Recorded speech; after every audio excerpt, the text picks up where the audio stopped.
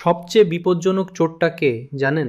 সে আপনার টাকা চুরি করে না, সে আপনার ঘর ভাঙে না, সে আপনার সামনে দাঁড়িয়েও থাকে না, সে চুরি করে আপনার জীবন। তার নাম অলসতা। আজ না না কাল করব, এখন না পরে করব। আর এই পরে শব্দটাই ধীরে ধীরে মানুষের স্বপ্নকে মেরে ফেলে। আমাদের অনেকেরই অভ্যাস আছে আজকের কাজ কালকের জন্য ফেলে রাখা। একটা ফোন করব, কাল করি। একটা পড়া শুরু করব, আগামী সপ্তাহে করি। ব্যায়াম শুরু করব, আগামী মাস থেকে। এভাবেই দিন যায়, মাস যায়, বছর যায়। আর একদিন হঠাৎ মনে হয় আমি আসলে কিছুই শুরু করিনি। সময় এমন একটি সম্পদ যা একবার চলে গেলে আর কখনো ফিরে আসে না। হারানো টাকা ফিরে আসতে পারে, হারানো সম্পর্ক কখনো কখনো ফিরে আসে, কিন্তু হারানো সময় কখনো না। এই কারণেই সময়কে সম্মান করা মানে জীবনকে সম্মান করা। অলসতা শুধু কাজ পিছিয়ে দেয় না, এটা মানসিক চাপও বাড়িয়ে দেয়। যখন আপনি জানেন একটা গুরুত্বপূর্ণ কাজ বাকি আছে, তখন আপনি বাইরে হাসলেও ভেতরে অস্বস্তি কাজ করে। মনে হয় কিছু একটা ঝুলে আছে। এই চাপ ধীরে ধীরে আত্মবিশ্বাসও কমিয়ে দেয়, কারণ আপনি নিজেই জানেন আপনি নিজের কথা রাখছেন না। একজন ছাত্রকে চিনতাম, সবসময় বলতো আগামীকাল থেকে সিরিয়াস হব, পরীক্ষা সামনে। তবুও পড়া কাল থেকে, রুটিন কাল থেকে, পরিবর্তন কাল থেকে। শেষ পর্যন্ত পরীক্ষা এসে গেল। আর তার সবচেয়ে বড় কষ্ট ছিল সে ফেল করেছে বলে না, সে জানতো সে আরো ভালো করতে পারত, কিন্তু সময়কে গুরুত্ব দেয়নি। এই আফসোসটাই সবচেয়ে ভারী।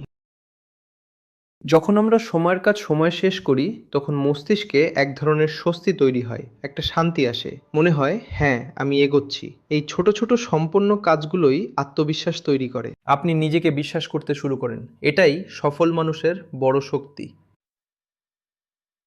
একটি সফল এবং গোছানো জীবনের মূলমন্ত্র হল সময়ের সঠিক ব্যবস্থাপনা। সব কাজ একসাথে না, সঠিক কাজ সঠিক সময়। এটাই পার্থক্য তৈরি করে। ব্যস্ত থাকা আর উৎপাদনশীল হওয়া এক জিনিস না। অনেকে সারাদিন ব্যস্ত থাকে, তবুও এগোয় না, কারণ তারা গুরুত্বপূর্ণ কাজ না, সহজ কাজ নিয়ে ব্যস্ত থাকে। প্রতিদিন সকালে একটি ছোট তালিকা তৈরি করুন। আজকের সবচেয়ে জরুরি কাজ কি, সবচেয়ে গুরুত্বপূর্ণ কাজগুলো সবার আগে শেষ করার চেষ্টা করুন। যে কাজ আপনার লক্ষ্য পূরণে সাহায্য করে সেটাই আগে, যে কাজ শুধু সময় নষ্ট করে সেটা পরে। এই ছোট অভ্যাসটাই জীবন বদলে দিতে পারে।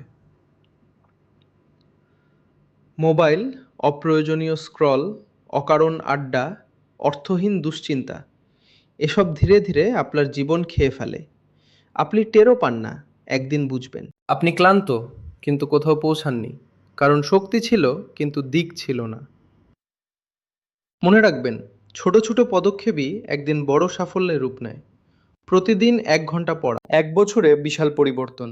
প্রতিদিন একটু ব্যায়াম, একদিন সুস্থ শরীর। প্রতিদিন একটু সঞ্চয়, একদিন বড় নিরাপত্তা। জীবন হঠাৎ বদলায় না, অভ্যাস বদলায়, তারপর জীবন বদলায়।